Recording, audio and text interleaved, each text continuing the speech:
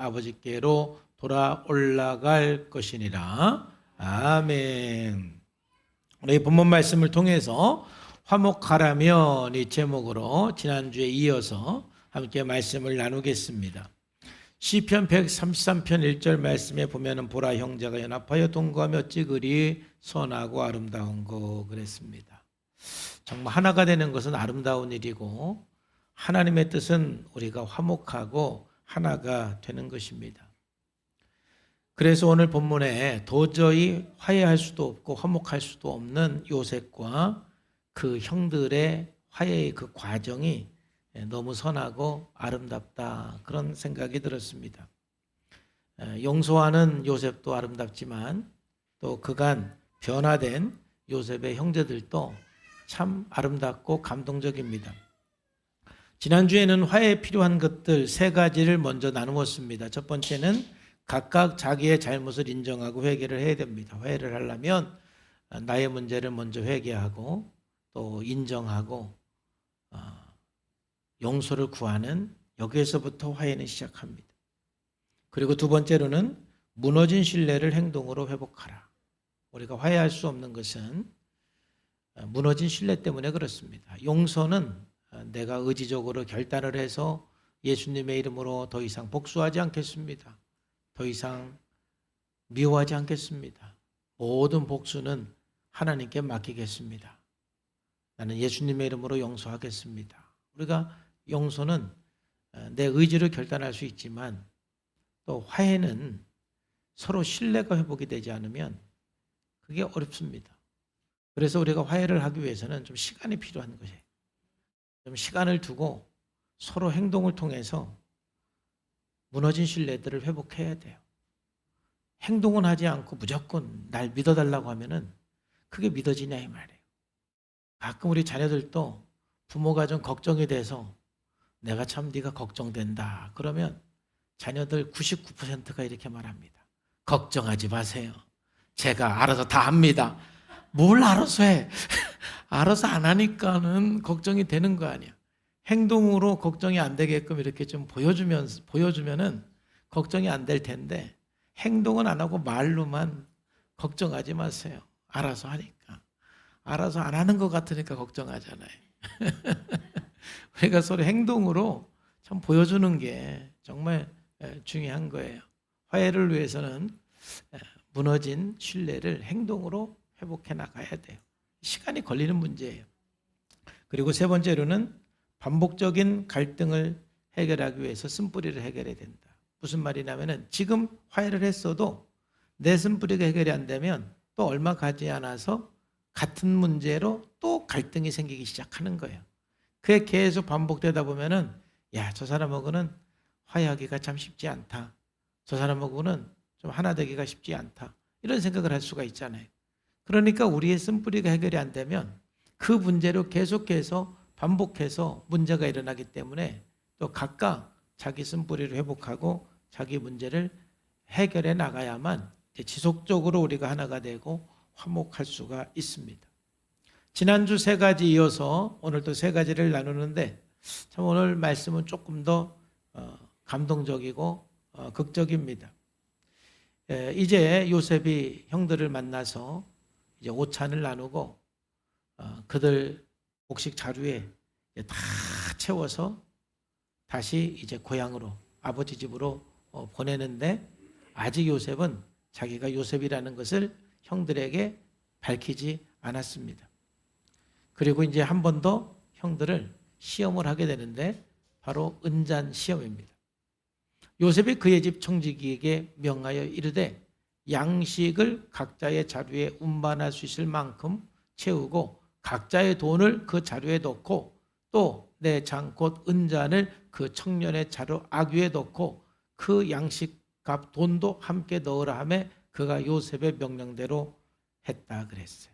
그러니까 요셉은 베냐민의 그 자루에 요셉이 소중하게 여기는 은잔을 넣고 거기에 돈까지 딱 넣습니다. 요셉의 형제들은 전혀 모르는 사실이지요. 그리고 이제 요셉의 그 형제들이 집을 향해서 갈 때 청지기에게 명령을 해서 빨리 따라가서 너희들은 왜 주인에게 선을 악으로 갚느냐? 왜 나의 은잔을 도둑질해 갔느냐? 해서 그 범인을 잡아와라 그러는 것이죠. 그래서 이제 그 정직이가 따라가서 그렇게 얘기를 했죠. 왜 우리 주인의 금잔을 도둑질해 갔느냐? 그러니까 이제 그 형제들은 뭐 전혀 그런 적이 없잖아요. 그러니까 우리는 결단코 그런 적이 없습니다. 우리가 왜 그렇게 도둑질을 하겠습니까? 하면서 이제 뭐라고 말하냐면은 9절 보니까 당신의 종들 중 누구에게서든지 발견되면 그는 죽을 것이요. 우리는 내 주의 종이 되겠습니다. 이게 확실히 우리는 안 했다. 확신하는 것이죠. 사실이니까요. 그들에게 있어서는. 그러자 이제 그 정직이가 말합니다. 그가 이르되 그러면 너의 말과 같이 할 것이다.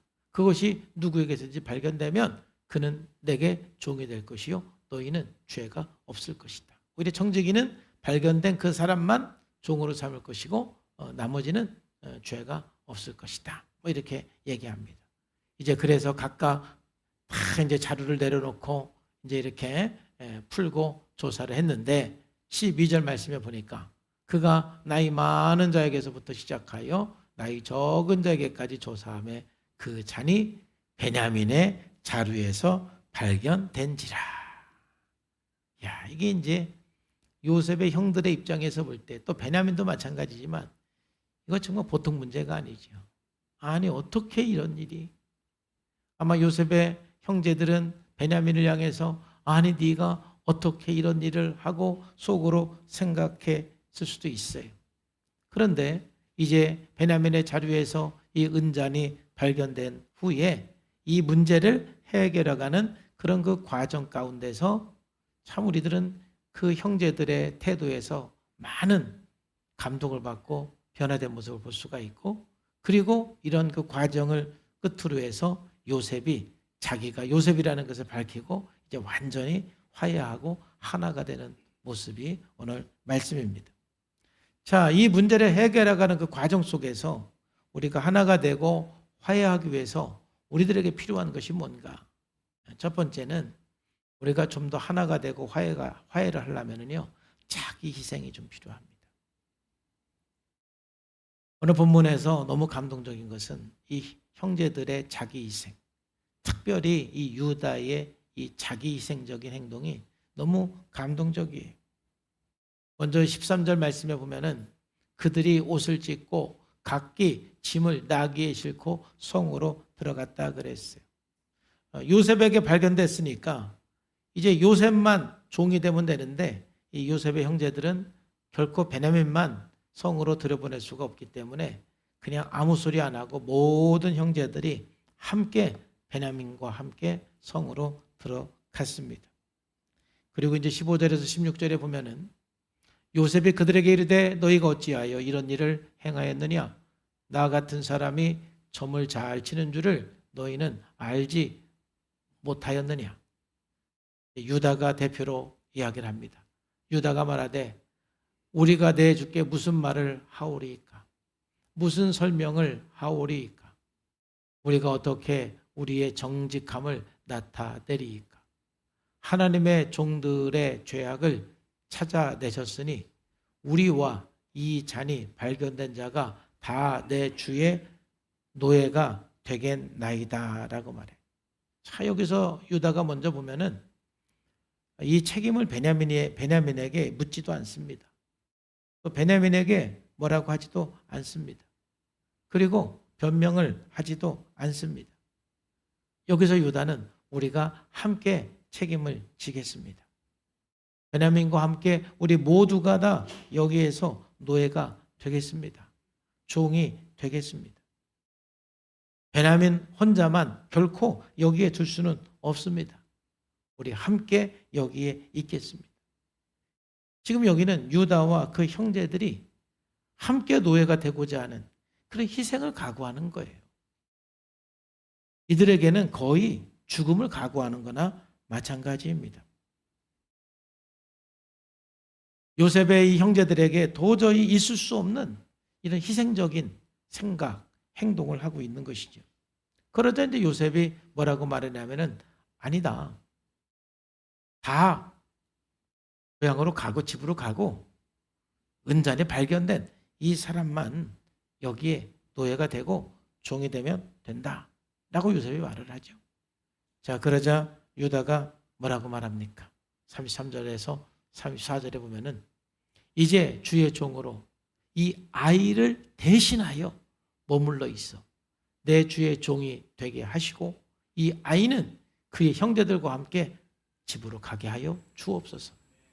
이 아이가 나와 함께 가지 아니하면 내가 어찌 내 아버지께로 올라갈 수 있으리이까. 두렵건대 제가 내 아버지께 미침을 보리이다. 지금 유다는 뭐라고 합니까? 내가 여기 동생을 대신해서 노예가 되겠습니다. 베냐민을 대신해서 제가 여기서 종이 되겠습니다. 베냐민 대신 내가 이 죄값을 치르겠습니다.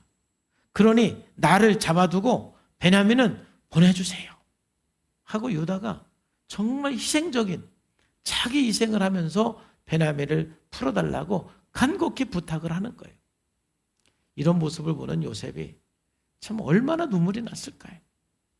20년 전만 해도 나를 미워서 팔았던 이 형들이 이제는 오히려 자기 동생 베냐민을 위해서 자기 생명을 내놓고 내가 대신 죄값을 치르고 내가 대신 노예가 되겠다고 자기 희생을 자처하는 참 유다를 보면서 이 요셉은 너무너무 눈물이 났을 거예요. 이런 모습을 보면서 참 요셉이 이미 형들에 대한 용서가 있었지만은 그들을 향해서 그래도 가졌던 서운한 마음과 참 형들에 대해서 미워했던 그런 모든 마음, 섭섭했던 모든 마음들이 다 풀어질 수가 있는 것이죠. 여러분, 이 요셉의 이 형제들이 하나가 되고 요셉과 화목하고 하나가 될 수 있었던 것은 여러분 이 요셉의 희생이에요. 누군가의 희생을 통해서 여러분 하나가 되는 것입니다. 여러분의 그 가정이 하나가 될 수가 있는 것은 분명히 그 가정 안에 누군가의 희생이 있었기 때문에 그런 거예요. 만약에 여러분의 가정이 하나가 되지 않고 있다라면 그 가정에는 아마 희생하는 사람이 없기 때문에 그러는 거예요. 만약에 우리 교회가 하나가 되고 화목하다면 누군가의 희생이 있기 때문에 교회가 화목하고 하나가 되는 거예요. 그러나 교회가 하나가 되지 않고 화목하지 않다라면 교회 안에 희생하는 사람이 없다는 얘기겠죠. 여러분들의 속해 있는 어떤 그 공동체가 화목하고 하나가 된다는 것은 거기에는 분명히 누군가의 희생이 있기 때문에 그런 거예요. 희생이 없이는 어떠한 그 공동체가 화목하고 하나가 될 수가 없는 거예요. 우리가 하나가 되고 화목하려면 자기 희생이 좀 필요합니다. 저는 유다가 어떻게 이렇게 변할 수 있었을까 좀 생각해 봤어요. 지금 유다와 요셉이 만난 것이 약 20년이 됐습니다. 요셉이 애국에 팔려서 총리가 되기까지가 13년이 걸렸고 그 다음에 풍년이 들은 게 7년이었지요. 그래서 20년입니다. 그리고 지금은 흉년이 들은 지 약 2년 후에 지금 요셉과 형제들이 만난 거예요. 그러니까 22년, 20년이 좀 넘는 그런 세월이 지났는데 그 세월 속에서 요셉은 애굽 안에서 하나님의 연단 속에서 성장해 나갔지만은 요셉의 형들도 그 고향에서 많은 고난과 아픔을 경험하면서 성장하고 회복해 나간 거예요.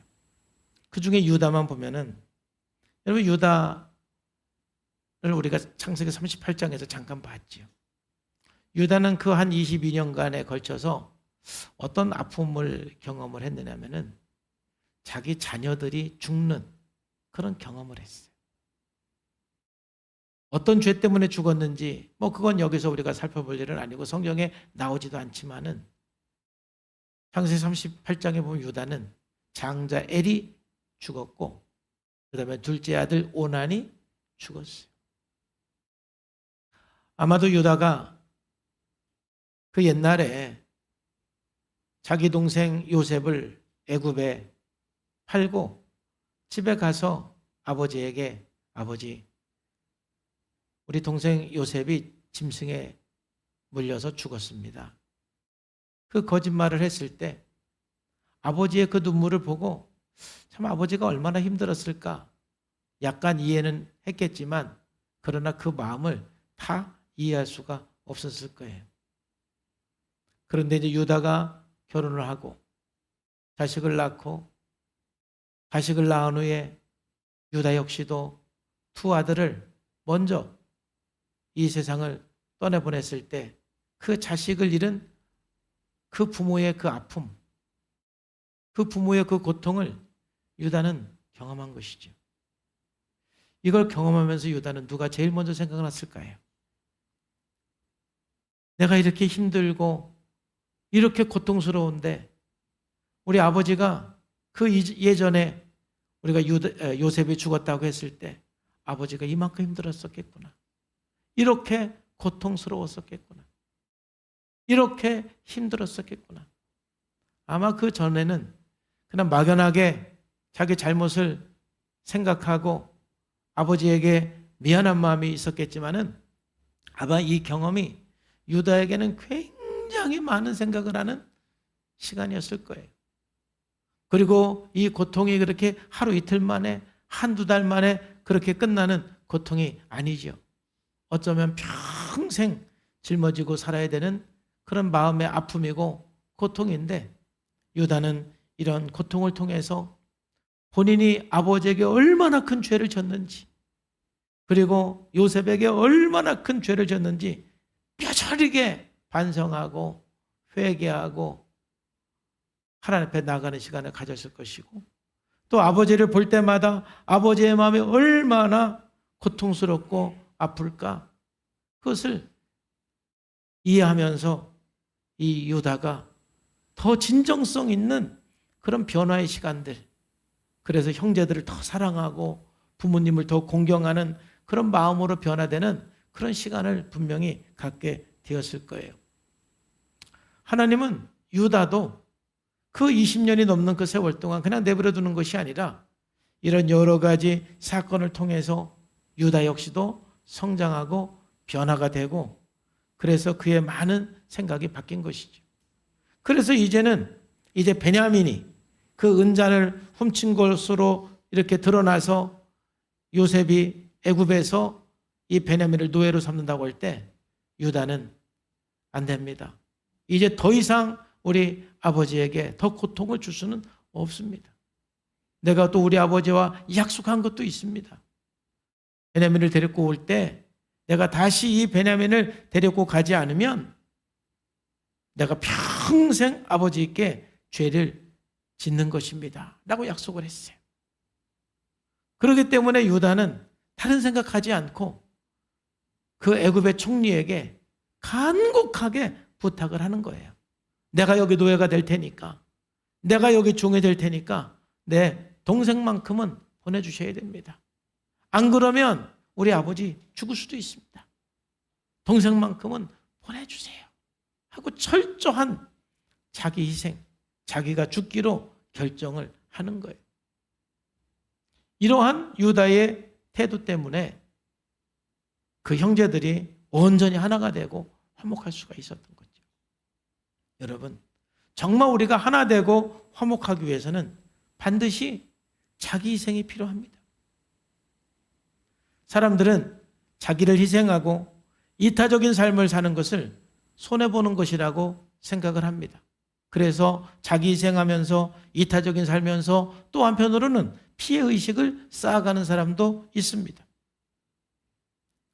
여러분, 그러나 우리가 살아가면서 자기 희생은 반드시 필요합니다. 물론 저는 자학적인 자기 희생은 하지 말라고 저도 권면합니다. 자학적인 자기 희생은 자발적으로 내가 선택해서 희생하는 것이 아니라 그냥 어쩔 수 없이 희생을 당하는 것을 말하는 것이죠. 우리는 이런 자학적인 희생 속에 살아가면 피해의식이 점점 커지게 돼 있어요. 그러나 우리는 스스로 이타적이고 자기 희생을 할 줄 아는 사람이 돼야 돼요. 여러분 살아가면서 여러분들이 하나가 되고 화목하기 위해서는 좀 손해보는 듯한 삶을 살아가시기를 주님의 이름으로 축복합니다. 내가 좀 손해보는 듯한 삶을 살아갈 때 하나를 이룰 수가 있고 화목을 이룰 수가 있는 거예요. 이게 왜 중요하냐면 여러분 이런 이타적인 삶 또 자기 희생은 초등학교 들어가면서부터 배워야 되는 성품이에요. 무슨 말이냐면은 초등학교 이전의 아이들의 가장 큰 특징은 자기중심이에요. 자기밖에 모르고 자기중심적입니다. 그러면 이 아이들이 초등학교에 들어가면서 좀 자기 희생을 할 줄도 알고 이타적인 삶을 할 줄 알아야 뭘 할 수 있느냐? 친구를 사귈 수가 있는 거예요. 여러분 친구를 사귈 때 내가 희생하지 않고 친구 사귈 수 있습니까? 내가 좀 손해보지 않고 여러분 친구 사귈 수가 있습니까? 내가 좀 이타적인 삶을 살지 않고 여러분 친구 사귈 수가 있습니까? 자기중심적으로 나만 생각하고 여러분 친구 사귈 수가 있습니까? 못 사깁니다. 결혼 못합니다. 결혼도 하고 친구를 사귀려면 내가 자기를 좀 희생도 하고 이타적인 삶이 발달을 해야 여러분 결혼도 하고 친구를 사귀는 것이지 초등학교 때부터 너무 자기중심적이고 자기밖에 모르고 너무 이타적이지 못하고 자기 희생할 줄 모르는 사람은 친구 못 사귀는 거예요. 그러니까 여러분의 자녀들이 친구가 없으면은 여러분들의 자녀들을 뭐라고 하는 다른 친구들만 뭐라고 하지 말고 얘가 너무 자기중심적이지는 않은가? 얘가 너무 이타적인 삶을 배우지는 않았는가? 이런 부분들을 점검을 해야 됩니다. 왜냐하면 이 초등학교 때 발달해야 된 중요한 것 중에 하나가 친사회적 행동인데 이 친사회적 행동은 바로 이타적인 삶과 공감 능력이거든요. 이게 초등학교 때 발달해야 돼요. 근데 그게 왜 그러냐? 친구를 사귀기 위해서.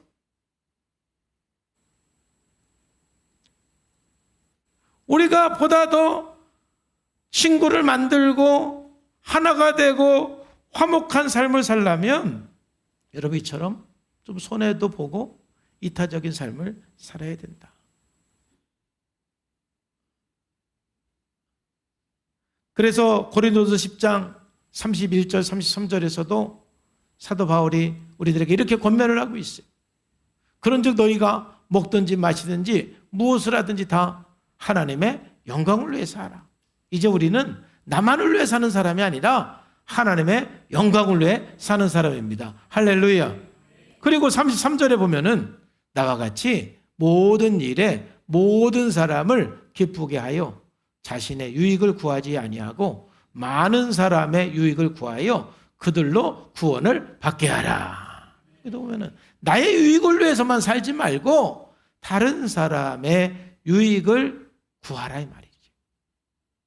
우리 하나님 앞에 기도하면서 보다 더 내가 좋은 친구들을 많이 사귀고 그리고 또 가정 안에서 하나가 되고 교회 안에서 하나가 되려면 내가 좀 희생해야 되는 거예요. 자, 많은 사람들을 상담을 하지만은 개인적으로 대화를 해보면은 사람들이 정말 힘들어하는 것이 내가 희생하는 거예요. 물론 어떤 사람은 목사님 내가 지금까지 희생만 하고 살았기 때문에 이제 더 이상은 희생하고 싶지 않습니다. 뭐 이런 분도 계세요. 그러니까 제가 보니까 정말 그런 분들 보면 참 마음이 아프기는 해요. 지금까지 희생해왔어요. 그러니까 제가 하는 말은 그러니까 이제는 자학적인 희생은 하지 마세요. 그러나 희생은 해야 됩니다. 이타적인 삶을 살아야 됩니다. 자학적인 희생을 않겠다고 해서 이제 더 이상 나는 희생하지 않고 이제 지금부터 이기적인 삶을 살려고 그러면 또 다른 삶의 파괴가 시작이 되는 거예요. 또 다른 인생의 파괴가 시작이 되는 거예요. 지금까지는 자학적인 희생을 통해서 자기 삶이 파괴가 되었다라면 이제 완전히 또 반대로 넘어가서 이제 이기적이고 자기중심적인 삶으로 살아 자기 인생이 또 파괴가 되는 거예요. 우리는 너무 자학적인 삶을 살아도 안 되지만은 여러분 적절하게 자기 희생과 이타적인 삶으로 나가지 않으면 여러분 누구하고 하나 되고 화목할 수가 없는 거예요. 오늘 유다가 베냐민에게 했던 것처럼 우리가 참 할 수는 없을 거예요. 하나님께서 우리들에게 이런 걸 요구하지도 않습니다. 그냥 일상의 그 삶 속에서 아주 그 사소한 것들, 그 작은 것들, 그 속에서 조금만 여러분들이 손해보듯 하는 마음을 가지고 자기 희생을 하고 이타적인 삶을 선택하기를 주님의 이름으로 축복합니다. 이게 여러분 복 받는 비결이고요. 하나님께서 다 갚아주십니다. 하나님께서 다 알아주십니다. 그리고 여러분 자기중심적으로 사는 것보다 이타적인 삶이 훨씬 더 유익이 많습니다. 훨씬 더 복이 많습니다. 자기밖에 모르고 이기적으로 살면은 뭐 굉장히 많은 것을 얻을 수 있을 거라고 생각하지만 착각입니다. 아무것도 얻을 수가 없습니다. 우리가 뭔가를 얻을 수 있는 거는요, 자기를 희생하고 이타적인 삶을 살아야 뭔가를 얻을 수가 있는 거예요. 하나가 되고 화목하려면 자기 희생이 필요하다. 자, 두 번째로 우리가 하나가 되고 좀 화목하려면은요, 사람을 이해해야 됩니다. 여기서 중요한 거는 이해입니다. 이해. 사람을 이해할 때 그 다음에 배려할 수가 있어요. 이해하고 배려하는 마음을 가져라. 이게 무슨 말이냐면은 모든 사람들은 다 약점이 있습니다. 그래서 그 약점들은 서로에게 상처를 줍니다. 내 약점 때문에 다른 사람을 상처를 주듯이 다른 사람의 많은 약점들이 또 나에게 상처를 주는 거예요. 우리는 서로 자그마한 상처들을 주면서 또 자그마한 상처들을 받는데 그때에 우리들이 필요한 것은 이해하는 마음입니다. 우리가 하나가 되고 화목하기 어려운 것은 내가 상처받은 것만 생각하고 다른 사람들이 상처받은 것을 생각 못합니다. 그리고 다른 사람들이 상처를 줄 때 그 사람들의 나쁜 행동만 보고 그 사람을 이해하지 못하니까 우리가 하나가 되고 또 우리가 화목하기가 어려운 거예요. 우리가 서로 하나가 되고 화목하려면은 혹 나에게 상처를 주는 사람이라 할지라도 그 사람이 왜 그럴 수밖에 없는지 이해하는 마음이 우리들에게 먼저 필요한 겁니다. 오늘 44장 19절에서 20절 보면서 참 제가 많은 생각을 했습니다. 뭐냐면은 야곱이 요셉을 특별히 사랑했어요. 편애했어요. 그리고 또 베냐민을 특별히 사랑하고 편애했어요. 자, 그런데 유다와 그 형제들이 옛날에는 아버지가 요셉을 편애하는 그 꼴을 못 봤어요. 아버지가 너무 믿고 그 요셉이 너무 미워서 요셉을 죽이려고 했어요. 그런데 이제는 이 요셉, 유다와 그 형제들이 아버지가 베냐민을 특별히 사랑하고 편애할 수밖에 없다는 것을 이해하는 거예요. 이해. 아버지가 베냐민을 편애하는 것이 잘했다라는 게 결코 아니에요. 그렇지만은 이해를 하면은 그게 나에게 상처가 되지 않아요. 자, 19절부터 20절까지 보면은 이전에 내 주께 종들에게 물으시되 너희는 아버지가 있느냐 아우가 있느냐 이렇게 물으셔서 우리가 아버지가 있습니다라고 대답을 했는데 우리에게 아버지가 있는데 이제 조금 더 구체적으로 설명을 하죠. 그 아버지는 이제 노인입니다. 우리 아버지는 노년에 얻은 두 아들이 있습니다. 하나는 요셉이고 하나는 베냐민입니다. 노년에 얻은 그 아들 청년 이 베냐민이 있고 그 요셉 그 베냐민의 형은 죽었습니다. 그의 어머니가 남긴 것은 그뿐입니다. 여기서 그의 어머니는 라헬이죠. 우리 아버지가 가장 사랑했던 분은 라헬인데 그 어머니가 남긴 것은 요셉과 베냐민입니다. 그렇기 때문에 우리 아버지 야곱이 요셉과 베냐민을 굉장히 사랑합니다. 특별히 사랑합니다. 이제 유다의 입장에서도 봐도 이 아들들의 입장에서도 봐도 아버지가 요셉을 좀 특별히 사랑하고 또 베냐민을 특별히 사랑하는 것이 꼭 옳은 행동은 아니지만 뭐는 돼요? 이해가 되는 거예요. 그래, 맞아. 그 어머님이 일찍 죽었고 그리고 그 라헬이 남긴 아들이 요셉과 베냐민이고 왜냐하면 그 라헬은 베냐민 낳다가 세상을 떠났잖아요. 그리고 노년에 낳은 아들이니까 우리가 생각해봐도 우리 아버지가 요셉과 베냐민을 좀 편애하고 특별히 사랑하는 것은 그럴 수밖에 없네 하고 이해가 되는 거지. 이해가 되는 순간 아버지가 베냐민을 특별히 사랑하는 게 그렇게 기분이 안 나쁜 거예요. 요셉을 편애할 때는 그게 이해가 안 됐던 거예요. 이해가 안 되면, 따라합시다. 이해가 안 되면 상처가 되고, 이해가 되면 상처가 안 된다. 상대방의 행동은 똑같은데, 상대방이 나에게 상처를 주는 행동은 똑같은데, 그게 이해가 안 되면 내가 큰 상처를 받는 것이지만, 그게 조금 이해가 되면 내가 상처를 안 받는 거예요. 우리는 상대방을 변화시킬 수는 없잖아요. 상대방이 안 변해도 여러분들이 상처 안 받기를 주님의 이름으로 축복합니다. 내가 상처를 안 받아야 하나가 되고 화목할 수가 있는 거예요. 서로 그냥 상처받아가지고 꾹 하고 있으면은 어떻게 하나가 되고 어떻게 화목을 하냐고요. 근데 나도 마찬가지지만 여러분들도 우리는 서로 약하기 때문에 상처를 안 주려고 노력을 하지만은 자꾸 상처를 준단 말이죠. 그런데 참 저도 감사한 것은 제가 실수를 했을 때 상대방이 나를 이해해 주면 너무 감사한 거예요.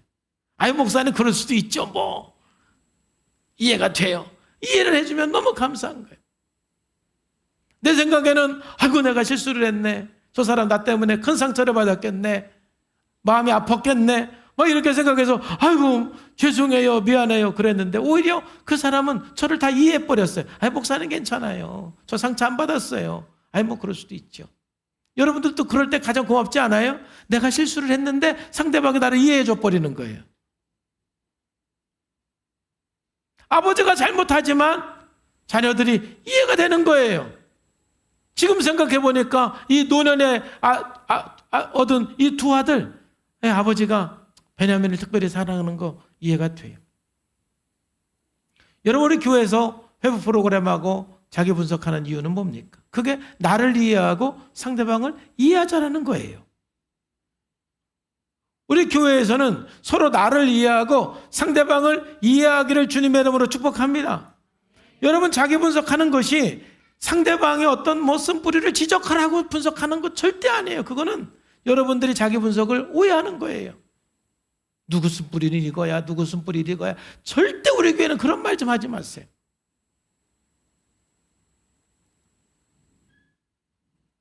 그건 나 혼자 내가 생각하는 거지 왜 다른 사람의 내 쓴뿌리를 얘기해요. 이해하는 거 이해를 해야 기도해 줄 수가 있고 이해를 해야 우리가 하나가 될 수가 있는 거예요. 요한복음 8장에서도 보면은 바리새인과 예수님의 태도가 똑같은 죄에 대해서 다른 태도를 보이는 거예요. 서기관들과 바리새인들이 음행 중에 잡힌 여자를 끌고 와서 가운데 세우고 예수께 말하던 선생이요, 이 여자가 간음하다가 현장에서 잡혔나이다. 모세는 율법에 이러한 여자를 돌로 치라 명하였거니와 선생님은 어떻게 말하겠습니까?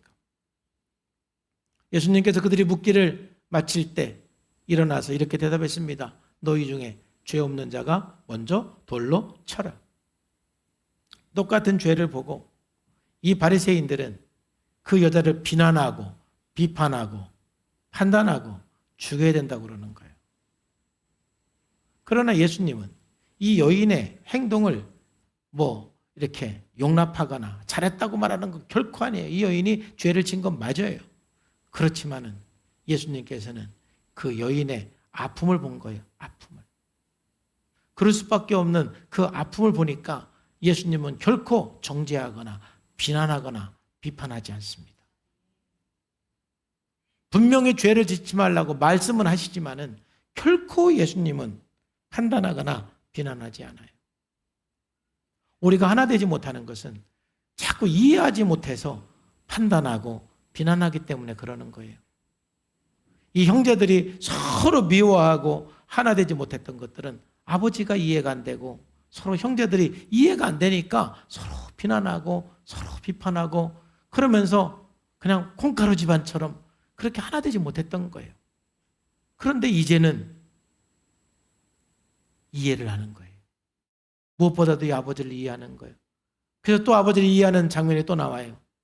30절 말씀해 보니까 아버지의 생명과 아이의 생명이 하나로 뭐 했다? 묶였다. 이게 지금 잘하는 거예요? 못하는 거예요? 못하는 거죠. 이 혼적인 묶임. 아버지와 이 아들의 생명이 묶여 있는 거는 건강한 게 아니에요. 개별화가 안 된 것이죠. 여러분들도 이렇게 묶여 있으면 안 돼요. 특히 자녀들에게 묶여 있으면 나중에 엠티네스트, 빈둥지 증후군이라고 그래서 자녀들이 이렇게 결혼했을 때 너무 고통스러운 거예요. 개별화가 돼야 돼요.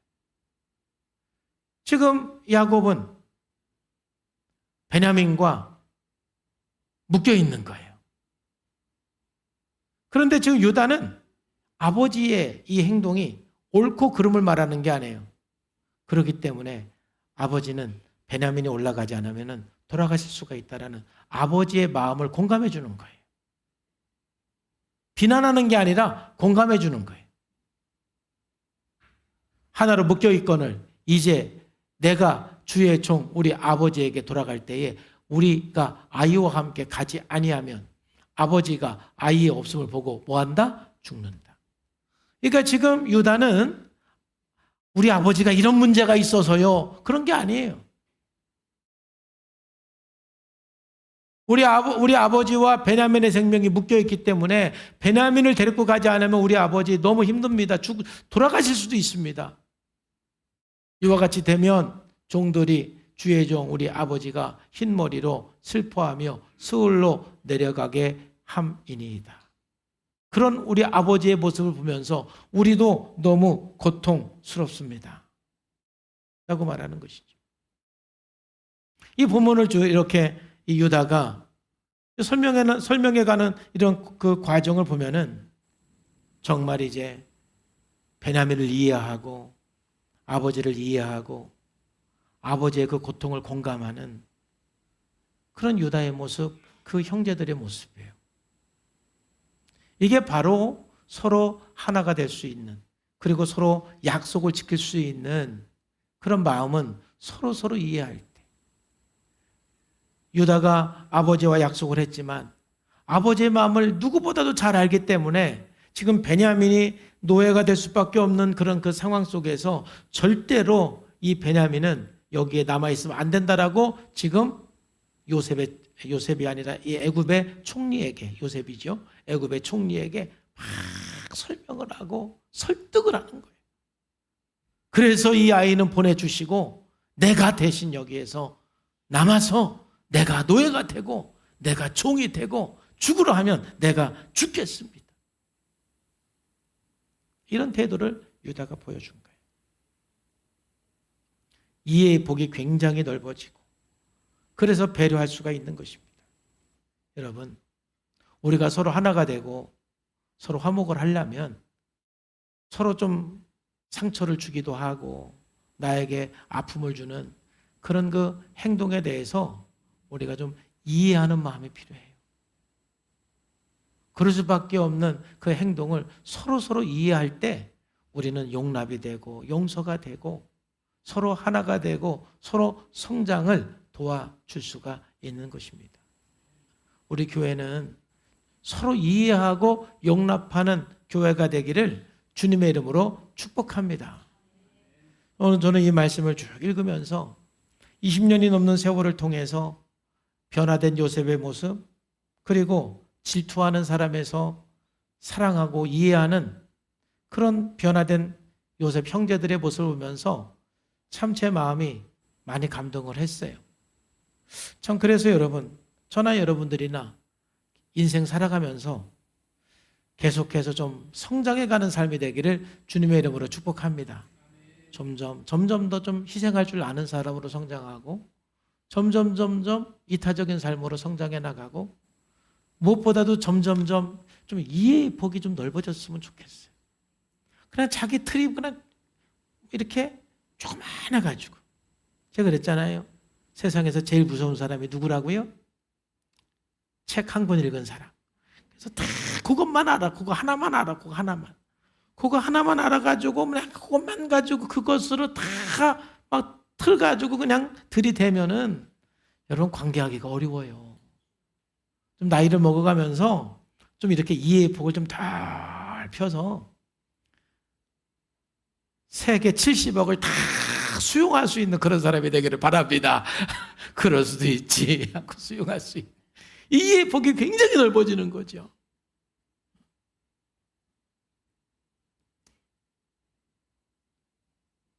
자, 마지막은 그냥 간단하게 1분 만에 끝낼 거예요. 왜냐하면 제가 여러 번 얘기를 해서. 세 번째가 있다고 그랬잖아요.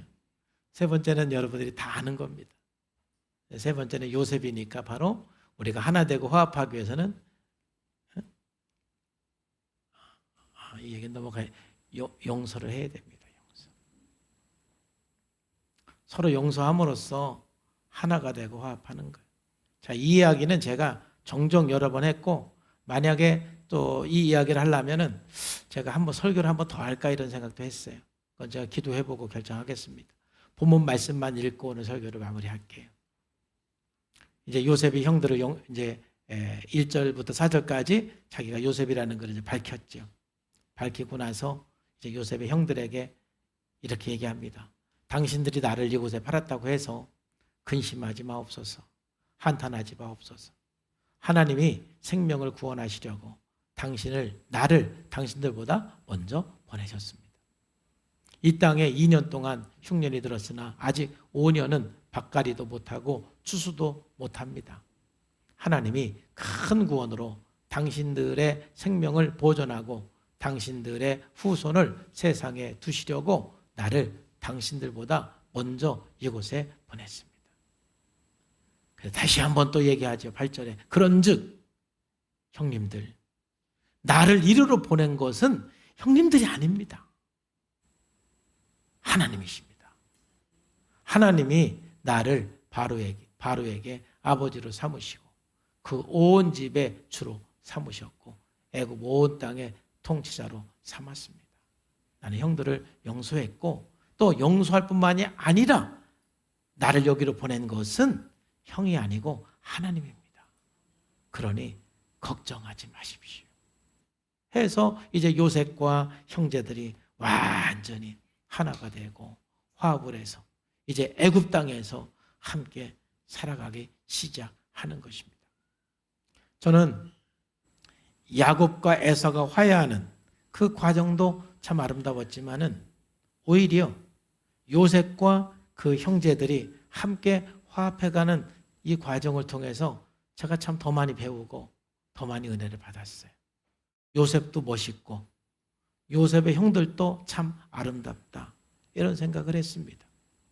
우리가 살아가면서 갈등이 있을 수가 있고 심지어는 이렇게 자기 동생을 죽이고 싶을 만큼 미워할 수도 있고 그래서 실질적으로 자기 동생을 인신매매까지 했던 그 형제들인데 그러나 마지막에 이렇게 서로 변화가 되고 회복이 되어서 그 형제들과 그 요셉이 하나가 되는 이 모습, 화목해지는 이 모습 여러분 아름답지 않습니까?